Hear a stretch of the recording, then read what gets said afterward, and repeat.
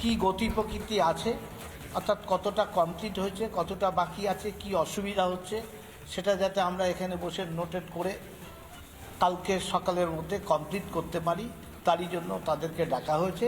এরপরেও আরও দু একটা বিভাগের গোটা তিনেক সেলের কাজ বৈঠক পরে হবে, তারা দুপুরের পরে আসবেন, তাদের ব্যাপক আকারে বৈঠক আছে, যাতে তাদের বিষয়েও মানে আমাদের মাতৃ সমাজ তারা কত গাড়ি কোথা থেকে আসবে, কিভাবে আসবে, সুসজ্জিতভাবে তাদের কি করণীয় থাকবে, এ ব্যাপারেও আমরা সুন্দর করে তাদেরকে একটা গাইডলাইন দিয়ে দেবো, যে এই জনসভার মধ্যে একটা সংগঠিত একটা ছবি যাতে প্রতিফলিত হয়, তার প্রভাব সারা বাংলা নয় ভারতবর্ষে যাতে প্রভাব পড়ে।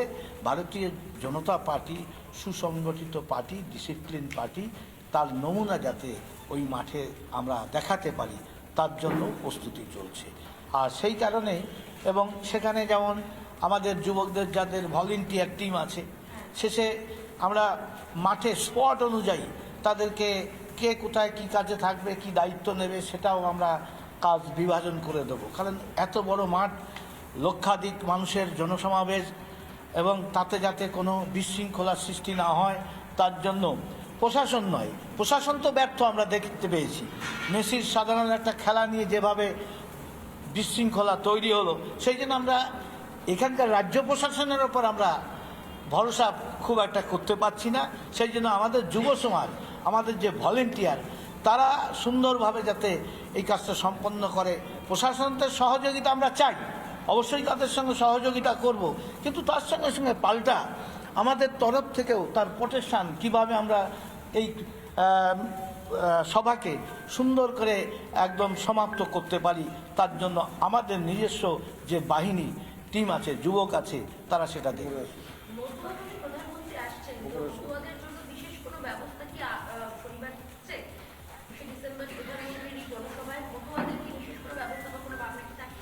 এখানে বিশেষ কিছু নেই, সবাই এখানে ম্যাক্সিমামই মতুয়া।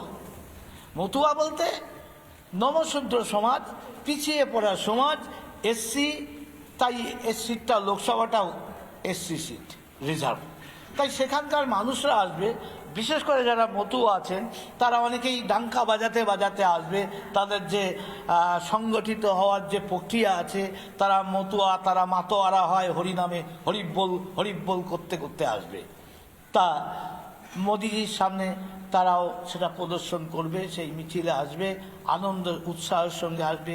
প্রধানমন্ত্রীর মুখ দিয়ে নতুন কিছু ঘোষণা হবে, তাদের জন্য কিছু দায়িত্ব তারা নেবেন, তাদের কি সন্দেশ দেন তিনি, তার আশাতেই তারা আসবে।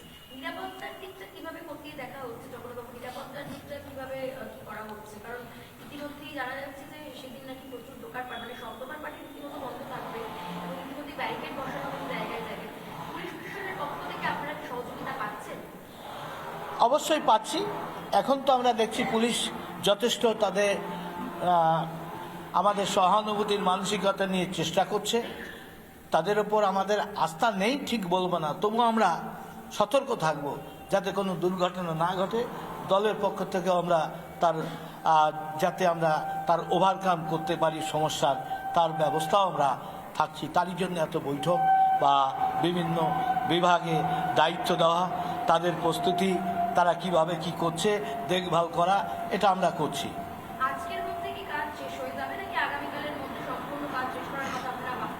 আমরা কাল সকালের 10টার মধ্যে সম্পূর্ণ কাজ সম্পূর্ণ করে দেব, এটা আমাদের একদম পুরো বিশ্বাস রয়েছে।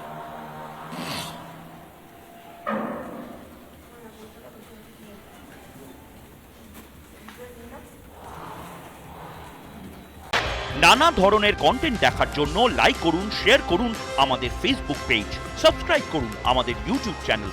পাশাপাশি অন্যান্য ব্রেকিং নিউজের জন্য অবশ্যই চোখ রাখুন রিপাবলিক বাংলায়।